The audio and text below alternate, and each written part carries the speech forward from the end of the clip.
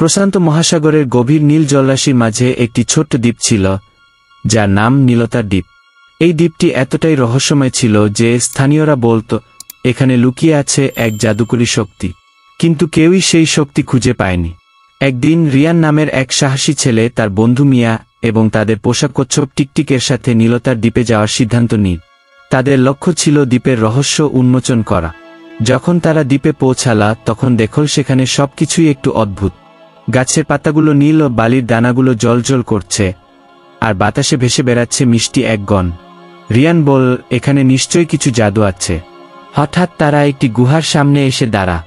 গুহার ভিতর থেকে আলো বের হচ্ছিল। মিয়া একটু ভয় পেয়ে বল, এখানে ঢুকলে কি বিপদে পড়ব না? রিয়ান হেসে উত্তর দিল, না, আমরা তো সাহসী। গুহার ভিতরে ঢুকে তারা দেখল সেখানে একটি জ্বলজ্বলে নীল পাথর আছে।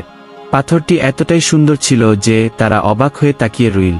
টিকটিক কচ্ছপটি পাথরের দিকে এগিয়ে গেল এবং হঠাৎ পাথর থেকে একটি আলো বেরিয়ে তাদের চারপাশ ঘিরে ফেল। আলোর মধ্যে তারা একটি কণ্ঠস্বর শুনল, তোমরা সাহসী এবং বন্ধুত্বের মূল্য বোঝো, তাই তোমরা এই জাদুকরী শক্তি পেলে। এই শক্তি তোমাদের প্রশান্ত মহাসাগরকে রক্ষা করতে সাহায্য করবে। রিয়ান এবং মিয়া বুঝতে পারল এই শক্তি আসলে প্রকৃতিকে ভালোবাসা এবং রক্ষা করার শক্তি। তারা সিদ্ধান্ত নিল এই শক্তি ব্যবহার করে তারা সমুদ্রের দূষণ রোধ করবে এবং সবাইকে প্রকৃতি রক্ষায় উদ্বুদ্ধ করবে। তারা দ্বীপ থেকে ফিরে এলো, কিন্তু তাদের মনে হলো তারা এক অবিস্মরণীয় অভিজ্ঞতা পেয়েছে। প্রশান্ত মহাসাগরের রহস্য তাদের কাছে এখন আরও গভীর এবং অর্থবহ হয়ে ওঠে।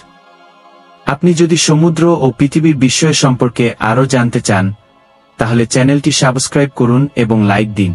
আমাদের সাথে থাকুন নতুন ও আশ্চর্যজনক তথ্যের জন্য।